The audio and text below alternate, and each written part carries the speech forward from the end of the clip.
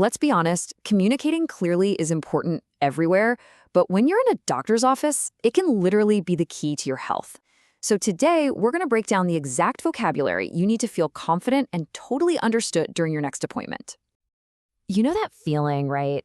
You walk in with a whole list of things to say, but the second the doctor asks, so what's going on, your mind just goes blank. And you end up saying something kind of vague, and then you walk out feeling like you didn't really give them the full picture. Well, we're going to change that right now. We're going to dive into the specific words that help you describe your symptoms accurately, really understand your doctor's advice, and ask all the right questions. This is about putting you in the driver's seat of the conversation. All right, first up, let's talk about describing how you actually feel. Your most important job as a patient is to be a great reporter, to give your doctor the clues they need to solve the medical mystery. Just think about the difference a few little words can make. Saying, "My stomach hurts." I mean, that could be anything, right? But describing it as a constant, dull ache in my upper abdomen, bam. That immediately gives your doctor specific clues about where to look and what the problem might actually be. And this is where having a little toolkit of descriptive words is so important. Is the pain sharp, like a little stab, or is it more of a dull ache? Does it throb along with your pulse, or does it feel like a burning sensation? Does it just stick around, or does it come and go? Every single one of these words is another valuable piece of the puzzle. Okay, take a word like dizzy. It's a classic example of how one vague term can mean a bunch of different things.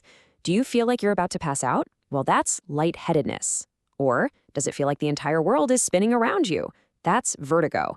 And you know what? Those two feelings point to completely different medical causes. And it's the same deal for a cough. Is it a dry, irritating, hacking kind of cough? Or is it productive, which is just a medical term for coughing up phlegm or mucus? Even tiny details like its color or what time of day the cough is worst, that can be the key difference between diagnosing allergies or a full-blown infection. So once you've clearly explained what's going on, the conversation kind of shifts. Now it's all about understanding the plan. This means decoding what your doctor is telling you so you know exactly what to do next. Let's start with a really basic but super important term. A prescription isn't just that little slip of paper. It's your doctor's formal set of instructions. It's the official order for your medication, the exact dosage, and precisely how you should be taking it. You know, a treatment plan is often way more than just medication. It's a whole strategy. It'll probably include how to take your medicine, sure, but also maybe what activities to avoid and what the next step is, like a follow-up.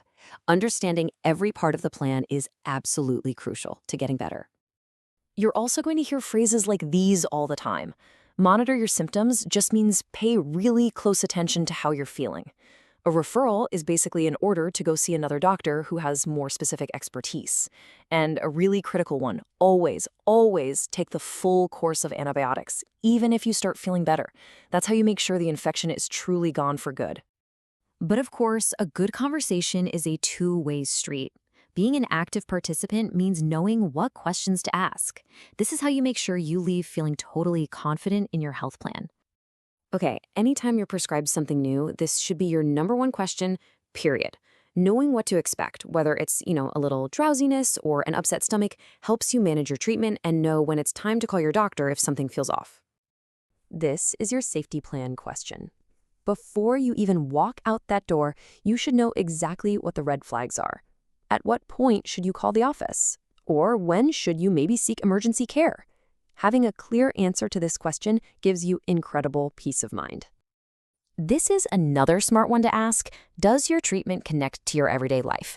Sometimes really simple changes, like avoiding certain foods or just getting more rest, can dramatically improve how well a treatment actually works. So before you leave, it's a great idea to run through a quick mental checklist.